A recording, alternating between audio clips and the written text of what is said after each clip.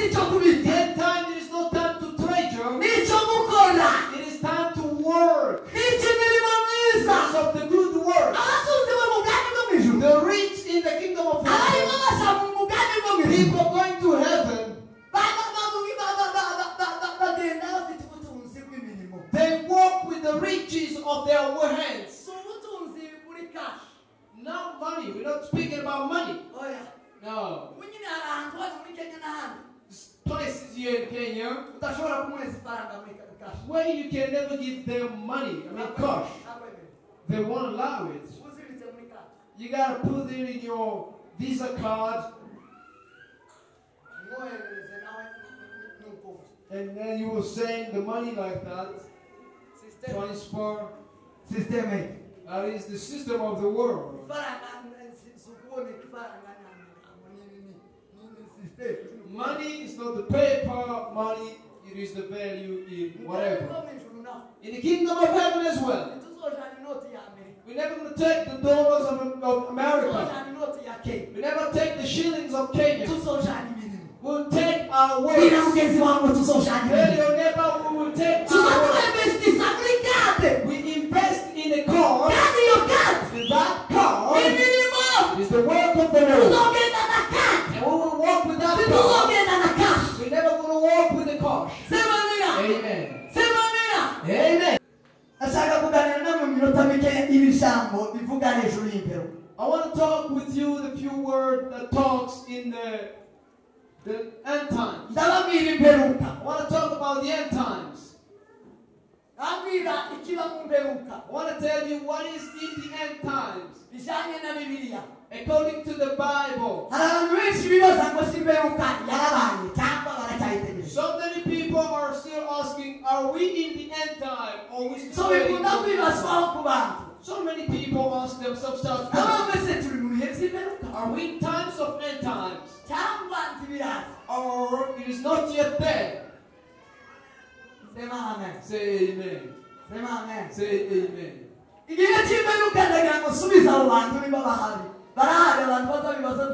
I want to answer that question to the people who ask themselves such questions. Or you never ask yourself about the end time.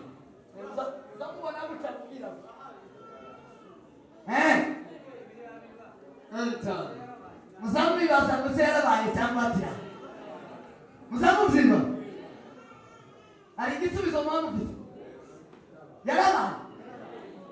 Are we in the end times or not? Are we in the end times or not? Those who say no end times. That's what I'm going to tell you. Say amen. Amen. The end time. The end times. When they speak about end time, it is the end. The times of end. The end time. We are in the ending time. And the end time has already occurred. We are in end times. Say amen. Say amen.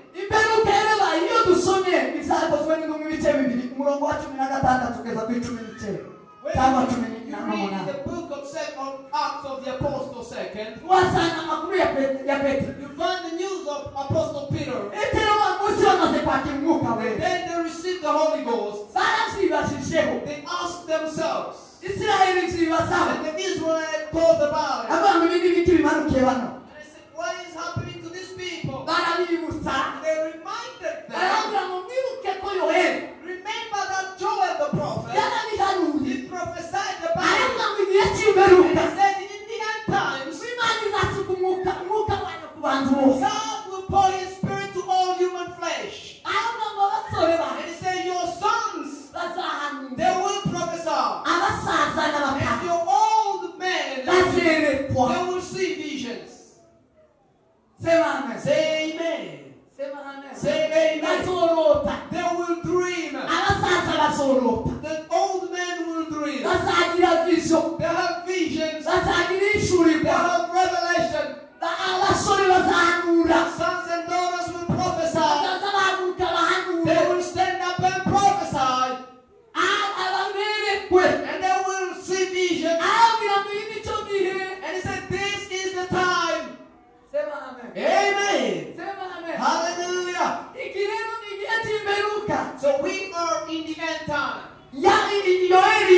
that Joel saw.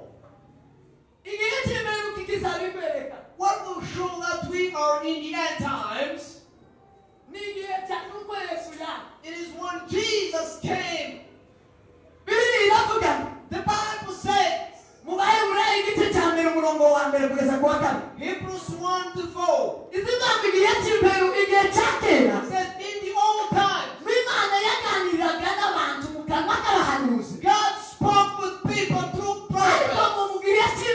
But in the end times, God manifested himself and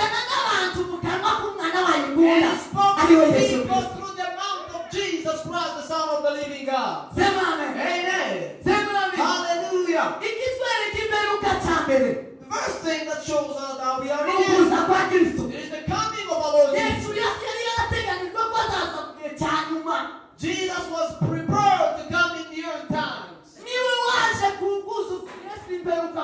He came to fulfill that we are entering in the end times. We entered the end times when Jesus exactly was born. 2,000 years when we are in the end times.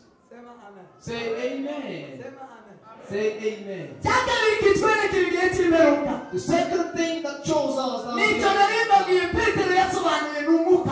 is what Peter interpreted, which is the Holy Ghost. Sons are prophesying. I'm in the age of youth, me still.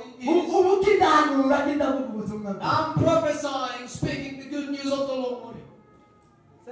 Amen. It is the end times.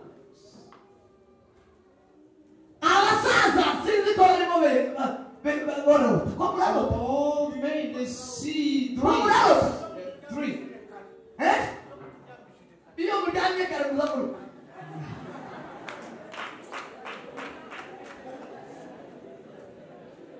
They normally see dreams. Old men are dreaming. It shows the end time. Old men dream. End times. Hallelujah. And on the right to Lord. He said, what will show you the end time? So there will be wars. Nation against nation. There will be endless wars. Endless wars. Don't you see that all over in the world? Nation against nation. Country against country. They'll be just fighting every time. That is the end time. Amen. And again, that time of end, you get two promises. And that's what I'm going to tell you. First, you got to know that we are in the end time. And we've got two promises in the end time. We've got the promise to be filled of the Holy Spirit and to be filled of the bad spirits. It's going to increase so much in the world because we are in the end times. That's what John saw. He said, he who's got to be holy, continue to be holy. And who is wicked, continue in your wicked way. Because the time we are in is the end time. What you've chosen. What you've chosen. Your decisions. Do earnestly. We are in the end time. Do earnestly.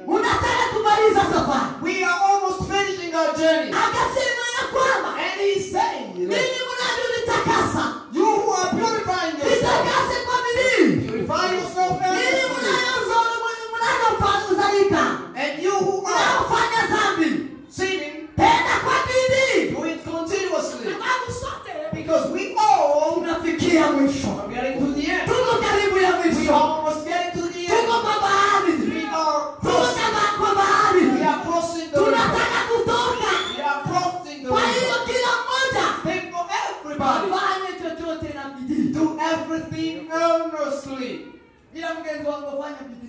Be diligent. Tell your neighbor. Tuko kwa siku za mwisho, fanya In wiki. the end time, be diligent.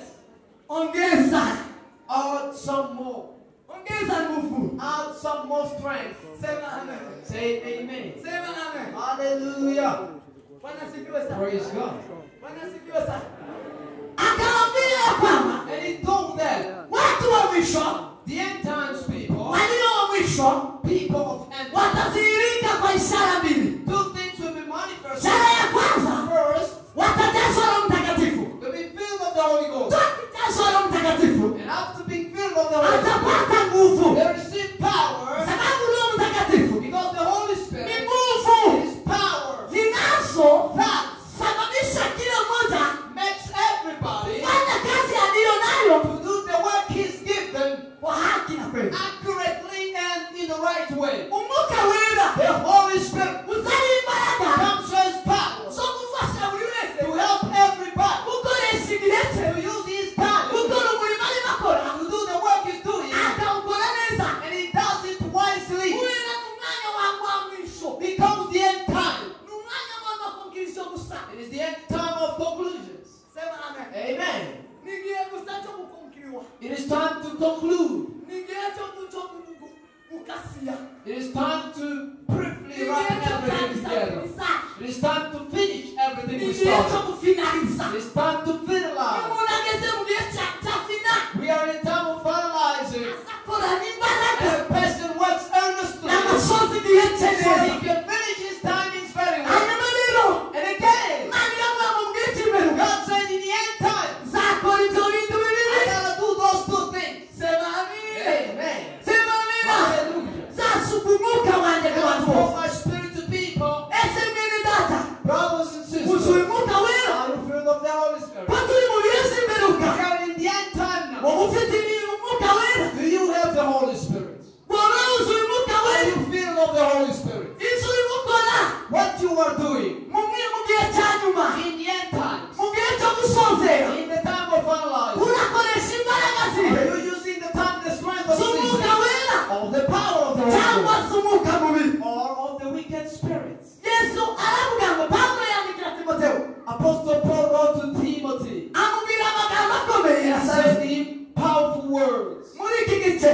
found in the scripture. Yavuze ngo mumenye yuko mu minsi y'imperuka, He said that know that in the end times, mumenye ibintu ashaka kubibatangariza ngo mubimenye, I want to tell you this so you can know it mubisuzume hano hanze, and check it out outside. mubisuzume mu bagabo n'abagore, Check in the men and women. mubisuzume mu bakobwa n'abahungu, Check in the young generation. mubisuzume mu batuye mu isi, Check in the people living in the world. mubisuzume mu bafite uyu mubiri. Check in the people with this flesh. Hazabaho bino bihe There will be these following times nko kuko abantu because people bazaba bikunda. will be selfish. Namba wana abantu bazaba bikunda. Number one, people will be selfish. Ntacyo murimo kubona muri iki gihe, Don't you see that in these times? ntacyo mwamubona muri iki gihe. Don't you see it? Abuzuye umwuka mubi bose, All wicked people with the wicked spirit. ufite imbaraga zo kubakoresha kwikunda. That spirit makes them to be selfish.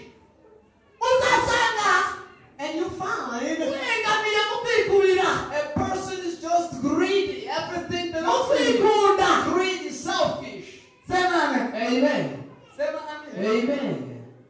Yakobo iwe James yabivuze, said it this way. aravuga ngo abatunzi ngo bakaguka, He said, selfish rich men. abatunzi bakaguka. Rich men who are selfish. Muzungu. Or greedy people. Greedy people.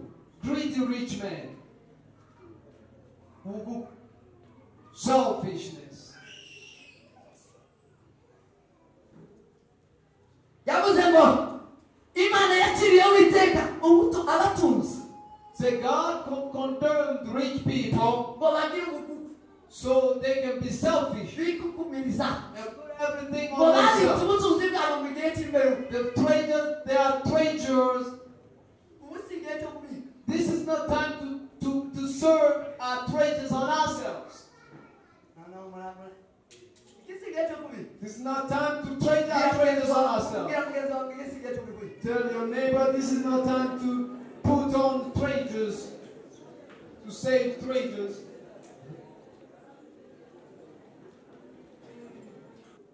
Ubugugu ni gatanu umurongo wa mbere. Ngaho yemwe batunzi mwe bimurizwe Iteka ry'abakiriweho ubutunzi b'abanyabugugu. So kwikunda. Ibyo turi. ngaho yemwe batunzi mwe bimurizwe muborozwe n'ibyago mugiye kuzabura. Ubutunzi bwanyu buraboze n'imyenda yanyu iriwe n'inyenzi. Izahabu zanyu n'ifeza zanyu ziriwe n'ingese. Ingese yazo niyo izaba umugabo wo kubahamya. Izarya imibiri yanyu n'umuriro. Mwabitse ubutunzi bwanyu mu minsi Mwumve ikibazo. Mwabitse ubutunzi bwanyu mu minsi y'imperuka. Hidden your treasures in the last days. kwikunda. Love ourselves Kwatumye umuntu abika. makes people to treasure. Ananirwa kugaburira ushonje. You never find somebody Afite uburyo bwo kumugaburira. when we have the Ananirwa possibility. gutanga icyacumi. You never give the time. Afite uburyo bwo kugitanga. The means to give that. Ananirwa kugaburira imfubyi. They never felt the Afite offer. uburyo bwo kuyigaburira. The means to do that. Ananirwa gutunga umukene. Never help the poor. Afite uburyo bwo kumutunga. The means to do that. Arabika. And then the treasure. Arirundanya. Treasured kugira ngo for bagere mu gihe cy'imperuka. so they can get to the end times. Abo bantu Those kind of people barire baboroga should cry, the Bible says. ngo kuko ubutunzi bwabo Because they are treasure. buraboze. It is rotten. Imyenda yabo Their clothing igiye kuribwa n'inyenzi. is to be eaten by cockroaches. Ingesi And the rust ifashe imibiri yabo is taking their bodies.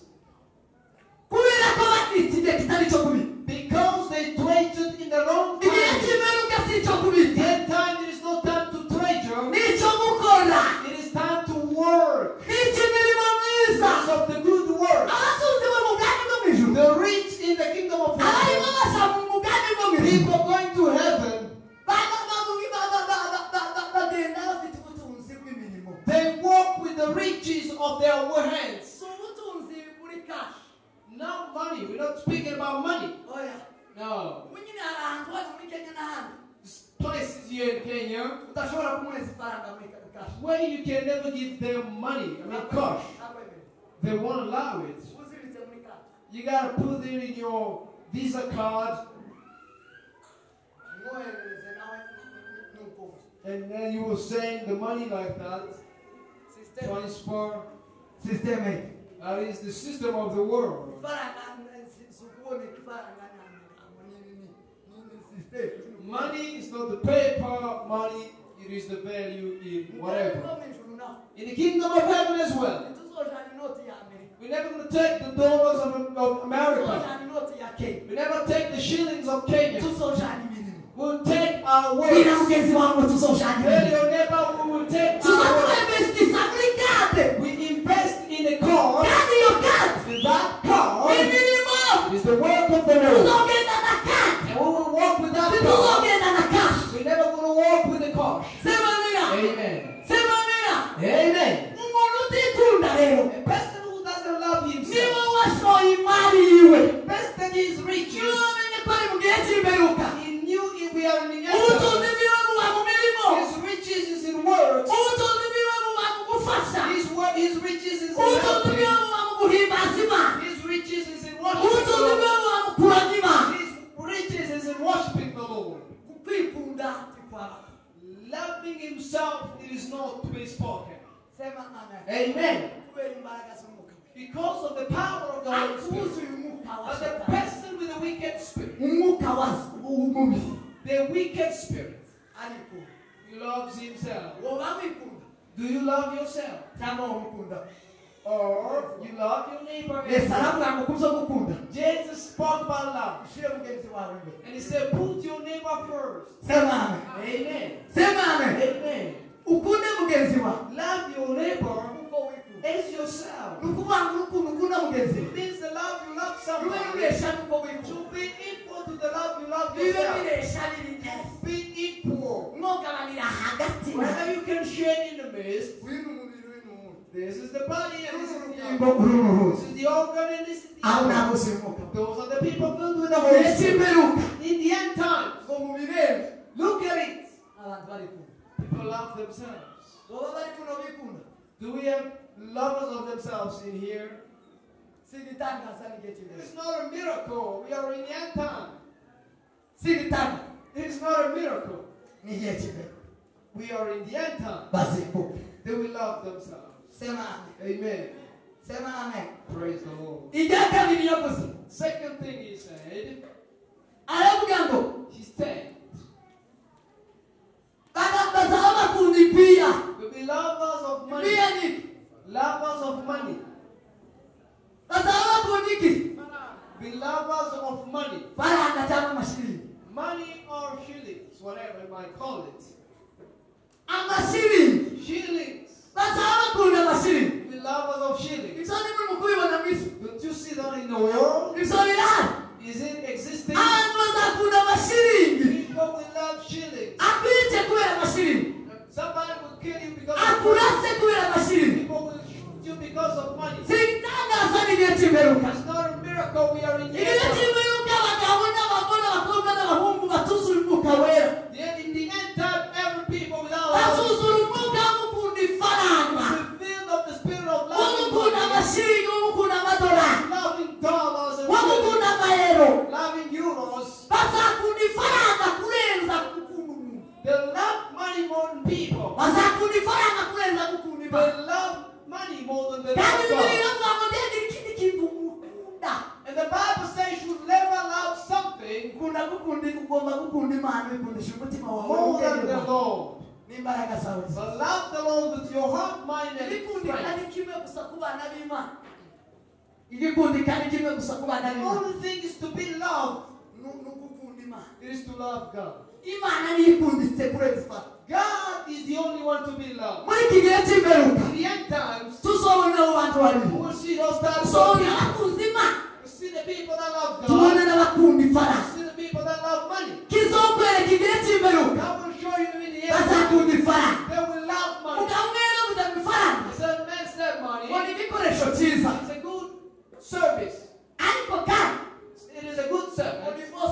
But then it is the bad influence of whatever. Have you heard that? I found out that the men really thought, money, shillings, money.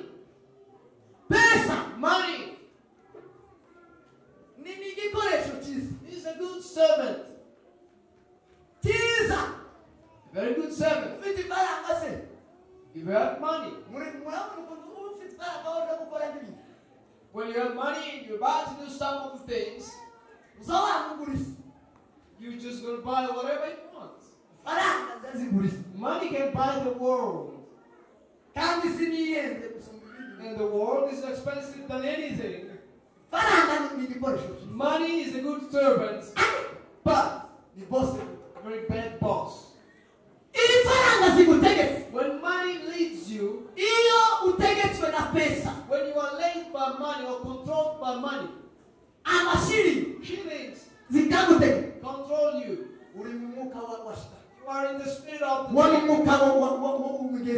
that is the spirit of mammon, of enemy. Money is used very bad. Very, very bad.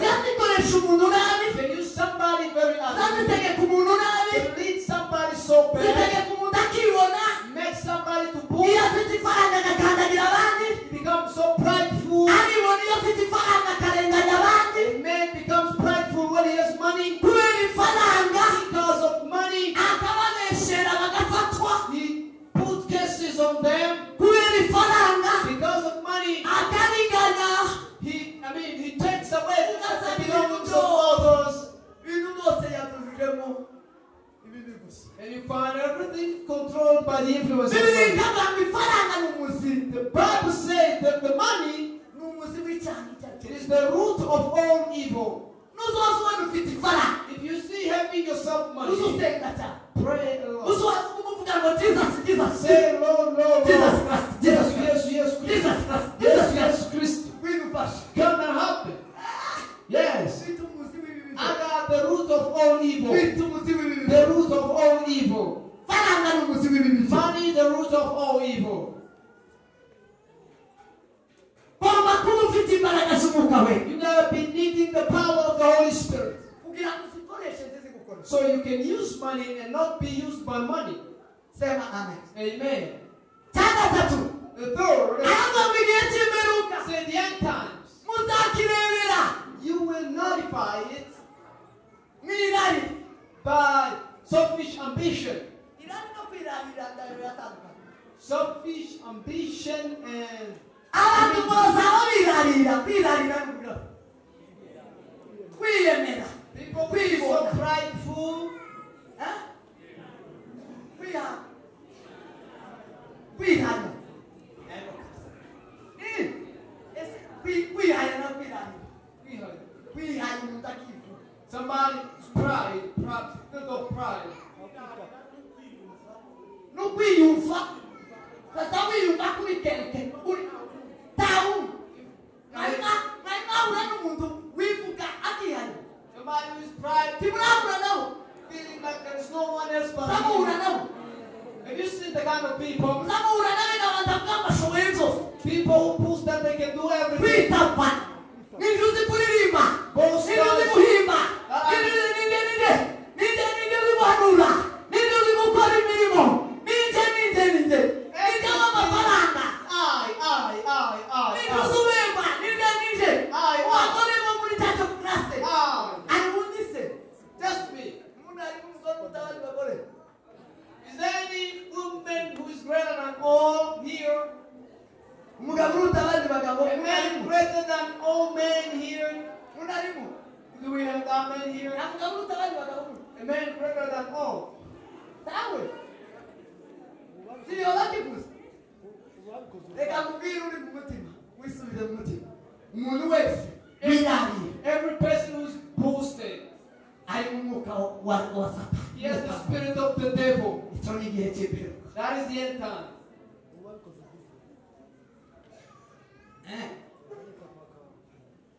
Sema amen. Igihe cy'imperuka murakibona. The end time, do you see it? Ikindi kiba mu gihe cy'imperuka abantu baribona. They say they are boasters. Baribona bakandagira abandi. They are prideful, they can step on others. Okay. Kwibona. Boasting of Igihe pride. cy'imperuka ntagitanga.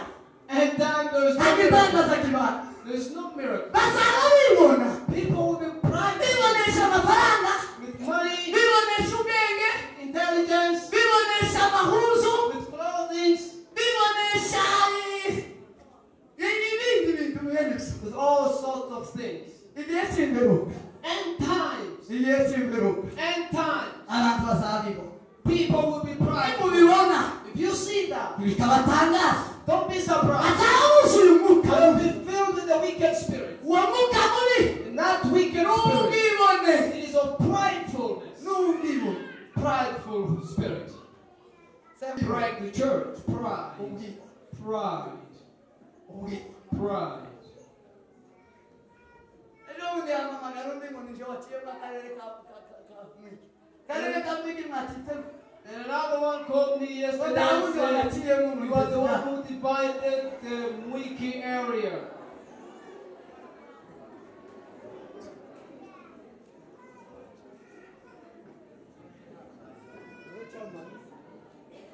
Ndashaka kucyamani.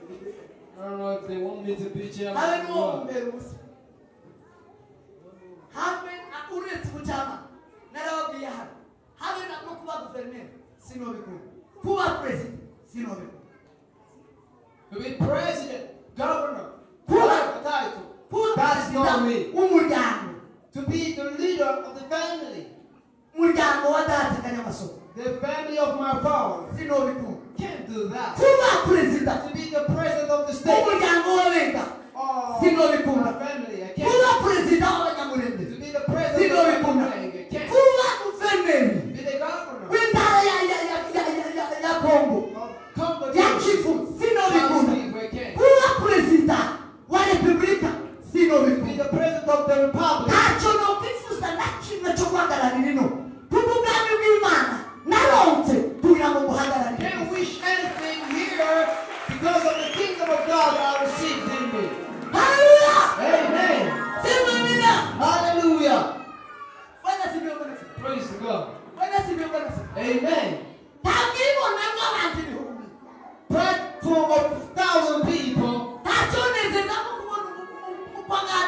gusakizwa mubwiye Yesu no gutakaza no kutabana n'abantu ibihumbi ijana. Nothing as joyous to win one soul to the Lord rather than losing 1,000 friends. bayoborera mu buzima bw'ahantu Leading them in the worldly kind of life. kugira ngo barye baba So they can eat and drink ngo bibe birara. and then paralyze them. Sinari. That is not. Can't allow that. Jewe sin. Can't do that. Nicho gituma jewe da bishi baba. No, that's why I don't care about the numbers of people. Bishi bwanje aho mu. The numbers to me. Numwe gusa wohinduka umwigishwa wa There's Kristo. only one who can turn to the Lord. Umwe babiri wohinduka umwigishwa wa Kristo. Who can become the disciples of Jesus. Ata umwigisha ukuri. Become the true disciples of the Lord. Araruta ibihumbi n'ibihumbi. Is more than thousands. Igihugu cyose The entire country. Imana iza kukirimbura. When God was about to Yaravuze destroy, ngo kibonetsemo He said, if only Daniyeli Daniel, na Nowa Job, na Nowa and Noah, batatu mu gihugu 3 in the country, ngo barakora He can send igihugu cyose akakirimbura. the entire country. Abana ab'agaciro abakomeye si ibihumbi biri mu gihugu ni Nowa na Daniyeli na Yobu. The blessed people is not Blessed blessed attitude. whatever. Hallelujah. Sinokwishimira kubana n'abanyamurenge n'abanyakenya n'abazungu. Nokwishimira kubana n'umuntu umeze nka Yobu na Daniyeli na Nowa. I don't rejoice to live with Batatu gusa. only 3 people are enough. Who are Baraniyobewe ntibabizi. Kasarani tigisi. Aho ndavuganiye n'Imana. Munsi wa mbere uvugana n'Imana azabura iki? the day I came to week in the first Abwira place, Kazungu namweretse agenda yawe. I told him Nanditsemo abagabo 12 n'abagore 12 bari baje gushaka kugira ngo ubwami bw'Imana bwuzuye.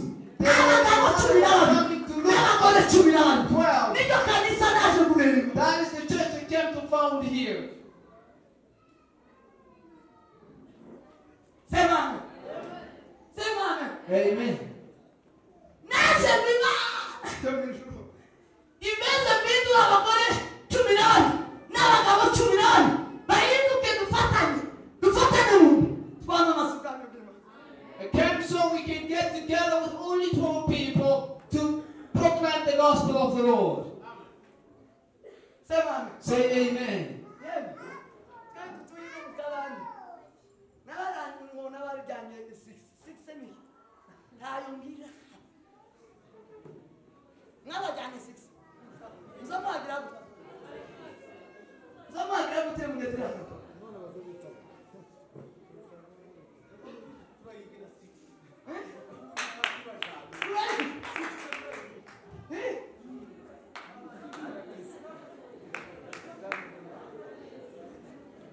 Sema amen.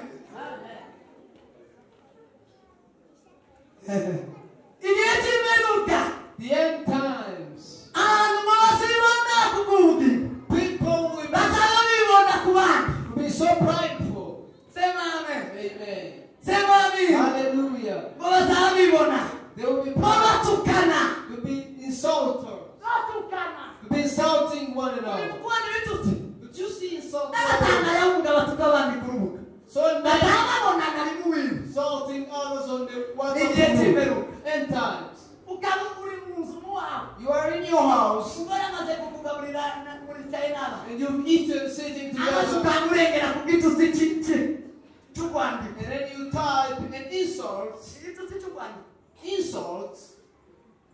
ku karere ndawe uri mu gutukana Don't you insult each other on the group WhatsApp? bazatukana People will insult one igihe another. cy'imperuka ibitutsi bizaba byinshi There'll be a lot of insults. bazagutuka bagutogose. They will insult you so much. Sema amen. Amen. Sema amina. Say amen. Bazaba batukana They'll be insulting each other. icyo kigutangaza Don't be surprised by that. hazaba huzuye abandi There umwuka will be we others filled of the Holy Spirit. ngo mu bitutsi In the insult. bazavuga ngo Yesu yaravuze ngo And it said, Jesus said, bazaturenganya they will persecute us, ariko tuzihanga but who will be patient. Blessed is the one who is patient, because when he will be at peace, he will be given the crown of life. Where we are passing today, we are passing in tones of insult. That is the way out to the kingdom of God. That is the end way. The last word. The last word. It is of insult. It is of insult. And he again said, there will be no listening to the power. Disobedient to the power.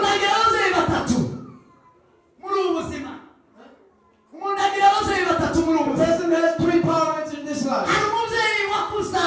The one who gave birth to you, your biological parents. Number one kind of power. Who gave birth to you. The Bible says respect them. Respect them. So that your day will be prolonged. Be many. The Bible says people with life. There are those who have allowed to live long. And we live it 20 years. Because of the Spirit of God.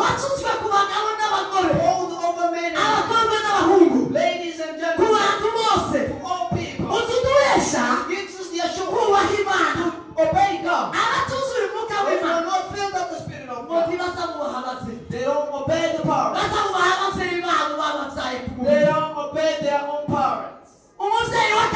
Certain types of power. It is a spiritual power. It is a pastor. So the one preaching the one who gave birth to you spiritually. The one who baptized you. The one who going to do the wedding for you. The one who takes time to pray for you. No, I'm fine. I'm fine. Yeah. Second, a spiritual power who preaches good news to you. The Bible says you sow spiritual things to you and you sow physical things to you. A spiritual power. You gotta respect him, feed him, clothe him, take medical care for him, and you treat him better. And I feed you spiritually. Say amen. Is it confusing you? Do you get that? A spiritual power. You don't have to eat alone and not think about him. Say amen. Buy shoes for him. Recently, Mugema bought the shoes for me here. He bought it because I'm his parent spiritually.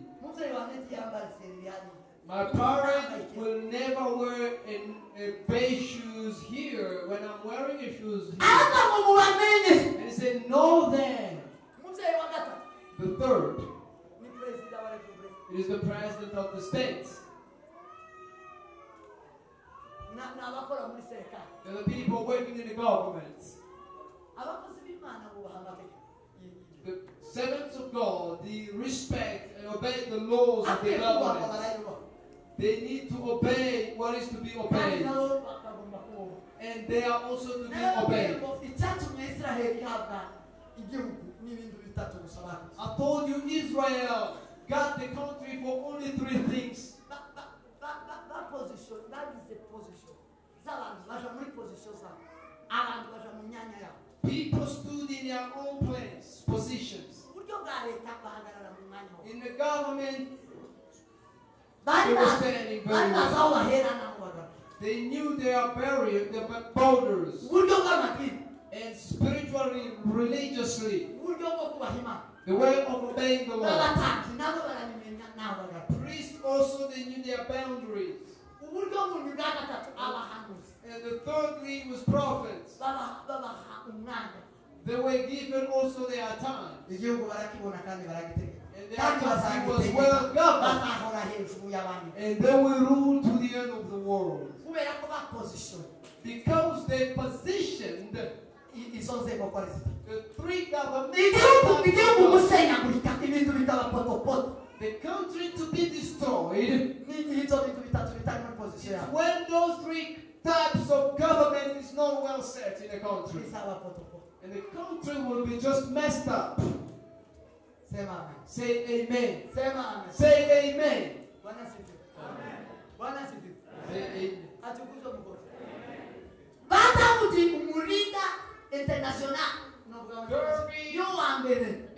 National leader. The throne of David will live forever. Powerful more than any other throne. Where can we find a president like David? David respected the priests. He respected the prophets.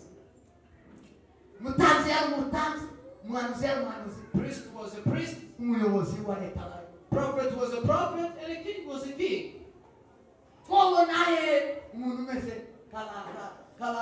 Where can we find men who respected the three types, governmental types of God?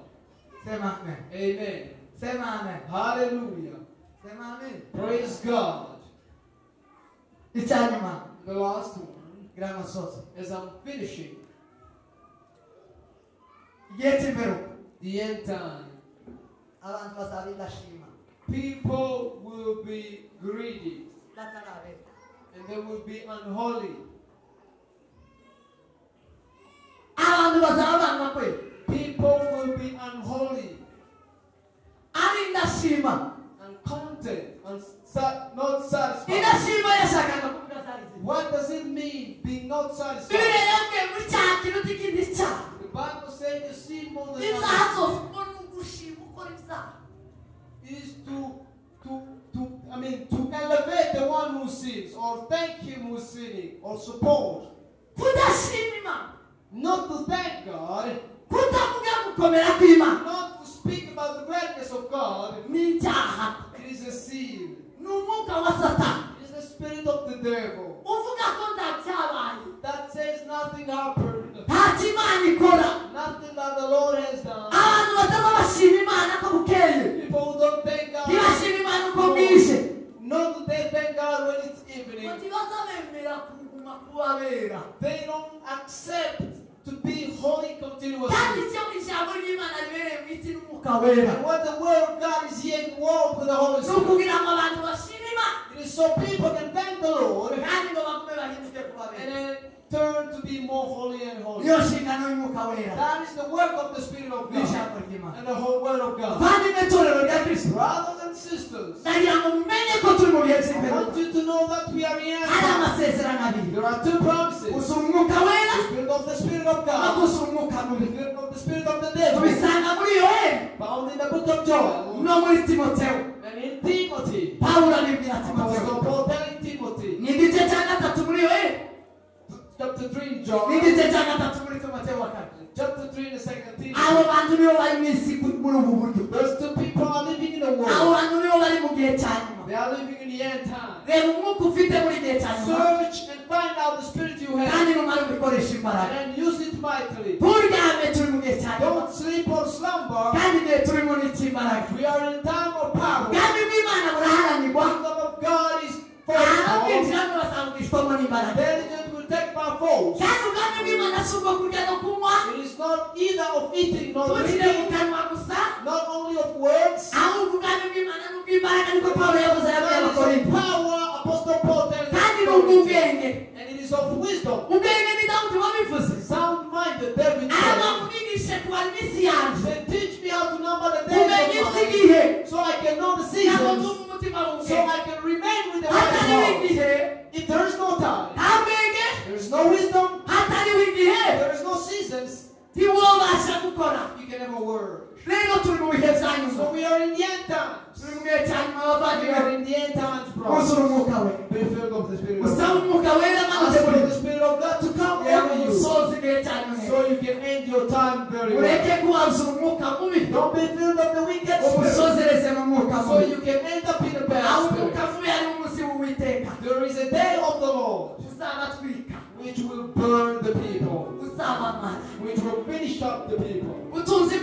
Your riches, your powers, your wisdom, your times, everything, give it to the Lord, so you can end up very well and have the end very well. A certain man called Balaam, he looked to the Hebrews, the Israelites, and said, I see them. He who is in their midst is the Lion of Judah. The Lion of Judah. And I can see them. And I see their end. It is very good.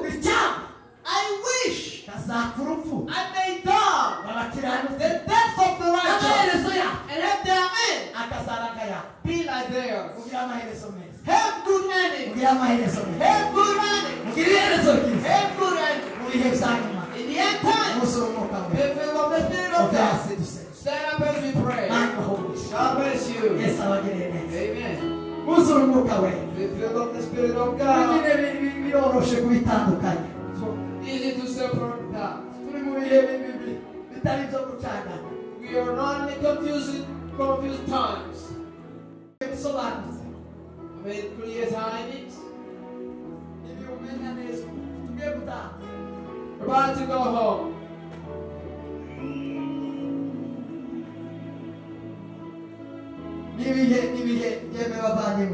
Times, brothers and sisters, where I was praying to the Lord. And the Lord told me to utmost strength. Utmost strength. We are in the end times. You're in the end times. But everybody, look at what he's doing. Everybody, look the spirit that influences him. Satan is manifested in the Galatians. The works of the flesh, it is manifested. The fruit of the Spirit of God, it is manifested too. How are you used or influenced? Look the thing that you're holding onto. If it is not something to take you to the day of the Lord, to see if it is to be used accurately. Go spend your time and walk to heaven empty. God is calling day by day. He who is dead, he already finishes his journey. And we know, nobody knows his dying moment. The time is nearby more than before. More than we ever thought. When you are born, you get closer to get out of the world. We are in the gate of getting an exit. We are in the exit. If you look at what you're doing, look the spirit that is influencing you. If it is the spirit of the Lord, God told Joel the end time be powerful the things of the prophets.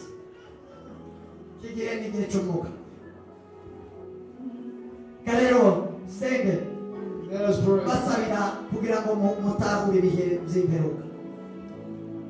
hanyuma ukora ibihindutse kandi ukoresha imbaraga usoza igihe cyane neza uzi ukora urimo usoza ukora urimo urangiza uvuge ngo aha ndarangije towasubira ntacyo bitwaye uvuge ngo mbaye muri Kenya say I'm in Kenya uyu munsi no urivamo I leave Kenya ukene bwanje ko muri Kenya nzoba musore poverty in Kenya will be over. If you might call me today, Oro, I can answer you because what I'm supposed to do in Kenya, I already completed it. Look what you're doing. What you're finishing up. Look, if you're in the end times, that is your blessing. Data watu wesuri mijuru hibazu shibe hejuru. Agushime akugisha amujyawe ma. Jamujyawe nukuri. Jamujyawe nitwibuta ko turi mu bihe bimeruka. Darikunda nigisana. Mwami data nyiribiyendu we guhinduka rwose. Tutandukanye mwami data. Namikigiye n'abiyisi. Mwakana kwera. Aka n'imbaraga nsubiza ubutumwa bwiza. Kubera ibyo bakora bitandukanye n'iz'umwuka wera w'Imana. Bazabiyitabera, bakiyita abakristo, bakiyita abigishwa, nyamara mu mirimo yabo ibikorwa zabo zo mu gihe cy'imperuka mu mwanya wa nyuma mwami data nyiro bitandukanye n'iz'umwuka wera w'Imana, n'imbaraga z'umwuka wera, n'imbaraga zitwinjiza mu bwami. Baba mwenye uwezo na sifa na utukufu, Baba ninaombea Baba wa majeshi kanisa la Kristo utambua ya kwamba tuko katika siku za mwisho, ili Baba wajiandae wapate nguvu za Roho Mtakatifu zitakaowaongoza kutenda mema, kutenda Baba ya mabwana yale yanayostahili yule uliomuumba Bwana kwa kusudi lako, kwa ufalme wako, sababu ufalme wa mbinguni ni nguvu, na nguvu hizo ni Roho Mtakatifu. Neno la leo Bwana wa majeshi, na Roho Mtakatifu ni neno lako. Baba ninaombea watu hawa ili wapate kuwatambua hayo, wakitenda chochote wajue ya kwamba wako katika siku za mwisho. Wanatenda wakimalizia, wanatenda wakiondoka, wanafanya wakiondoka. Baba wanatengeneza Bwana wa mabwana kwa zina, kwa hatua ya mwisho. Kwa hiyo ninaombea nguvu za Roho Mtakatifu ili ziwaongoze, roho mbaya isiwapate, ili watumie Bwana wa majeshi Yesu Kristo chochote wanachokitenda Baba wa mabwana pate kuingia mbinguni, pate kuingia katika ufalme, wawe mahali pazuri kwa ufalme wako milele wakiwa katika dunia hii.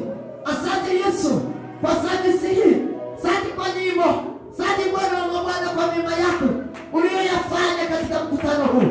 Asante kwa sadaka na fungu la 10. Asante kwa wote waliotenda Baba wa mabwana chochote nyumbani mwako na kusikiliza neno lako. Uwabariki, watendee mema. Roho Mtakatifu awe juu ya maisha yao. Baba utembee na wao. Ninabariki kazi za mikono yao za kila siku. Baba ninabariki mili yao.